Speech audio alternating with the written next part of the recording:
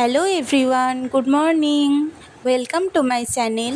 তো অন্য সব দিনের তুলনায় আমি আজকে একটু দেরি করেই ঘুম থেকে উঠেছিলাম, কারণ আজকের দিনটা ছিল রবিবার দিন অত কাজের তাড়াও থাকে না, আর সুমিতের ছুটিও থাকে, আর অন্য সব দিনে তাড়াতাড়ি উঠতে হয় কারণ ওকে 7:30টার মধ্যেই অফিসে চলে যেতে হয়।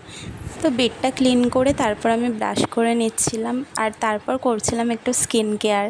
আর অন্য সব দিন ঘুম থেকে উঠেই আগে রান্না করে নিই, কারণ আমাদের বাড়িতে সবাই সকাল সকাল অফিসে চলে যায়।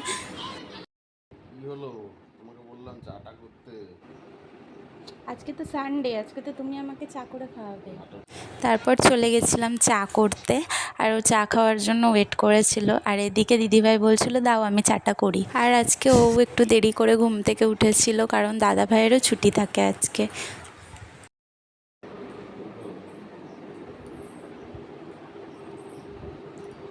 নাও চা চা করে তো চেঁচাচ্ছিলে। বাবা কখন চেয়েছি আর কখন এসে পড়ছিল। আমার যেন আর কোনো কাজ নেই। কি কাজ আছে? স্বামীর সেবা করাই কাজ। ওকে মা, ওর জন্য তো চা করতে ভুলে গেছি। যা এ বাবা। কিছু করতে। গুড মর্নিং পাপা। এটা হাসি দিয়ে দাও। বলে বাবলে মিষ্টি হাসিটা একটু দেখি। কি আনন্দ হয়েছে, কিন্তু তোমার জন্য আমি চা আনিনি। আর আমাদের পুচকুটা জানো তো সব কথা বোঝে। তারপর আমি খেয়ে নিচ্ছিলাম একটা ড্রিঙ্ক, সেটা হচ্ছে পামকিন সিড আর ফ্লেক্স সিড, আর এটা আমি রোজই খাই জানো তো, এটা শরীরের জন্য ভীষণ উপকারী।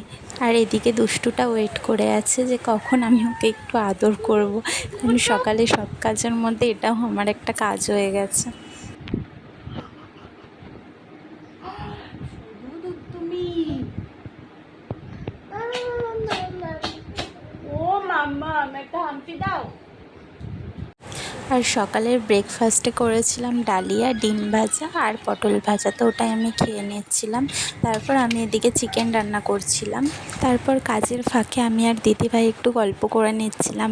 আর জানো তো আমাদের কথা শেষই হয় না, সব সময় আমরা কথা বলতে থাকি আর হাসতে থাকি, আর এই করে মনটাও ভীষণ ভালো লাগে আর সময়টাও কেটে যায়। আর স্নান করতে আমার একটু দেরিই হয়ে গেছিলো সেদিন। তারপর পুজো দিয়ে নিয়েছিলাম, আর পুজো দেওয়ার পর আমি লাঞ্চে খেয়েছিলাম চিকেন আর ঢ্যাঁড়স ভাজা। তারপর বিকেলবেলা আমরা একটু ঘুরতে বেরিয়েছিলাম, আর ঘুরতে গিয়ে আমরা কী করেছিলাম সেটার মিনি ভ্লগ আমার চ্যানেলের শর্টসে আপলোড করা আছে, চাইলে তোমরা দেখতে পারো। তারপর রাতে খেতে বসে আমার ভাত খেতে একদমই ইচ্ছা করছিল না, তাইও ভিডিও চালু করে দিয়েছিল। মাংস হয়েছে তাও খেতে ইচ্ছে করছে না? কি খাওয়া তুমি?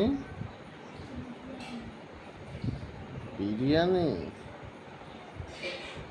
তারপর চলে গেছিলাম ঘুমাতে। ভিডিওটা ভালো লাগলে লাইক, কমেন্ট আর শেয়ার করে দিও, আর সাবস্ক্রাইব করতে কিন্তু ভুলো না।